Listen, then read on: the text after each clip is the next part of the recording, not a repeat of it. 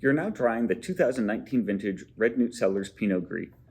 Pinot Gris is a fun grape for us to work on here because it's something that people have such different expectations for. Is it going to be a Pinot Grigio? Is it going to be Alsatian style? Where exactly does it land? For us, we have a vineyard site that we work with that gives us really ripe Pinot Gris, and we decided to lean into it and express the fullness of the grape. When the grapes are coming into the winery, they are, as we've probably discussed about these wines before in the past, like fairly darkly colored Pinot Gris.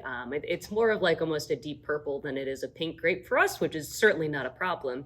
And rather than shy away from that, we, as Kelby was saying, really do lean into it. So we'll actually, lightly crush the fruit, but then we do an overnight cold soak with this on a regular basis, which really helps a little bit more of that flavor extraction and occasionally gives you a little bit of color to the wine as well. With a lot of the wines that we produce here at Red Newt, pretty exclusively at this point, this is a spontaneous fermentation. The wine is allowed to kind of take off on its own in tank, which oftentimes can lead to a little bit longer fermentations that helps build in a little bit more complexity and nuances to the wine, which we think really rewards this style, especially with a year or two in bottle. 2019 was a very cool vintage. It was actually one of the coldest in the last 30 years, which fortunately we had quite a bit of hang time to let the fruit ripen fully, but it is a nice counterpart to this wine that we push the sort of fullness of Pinot Gris with the skin contact, the longer ferment, quite a bit of time on lees.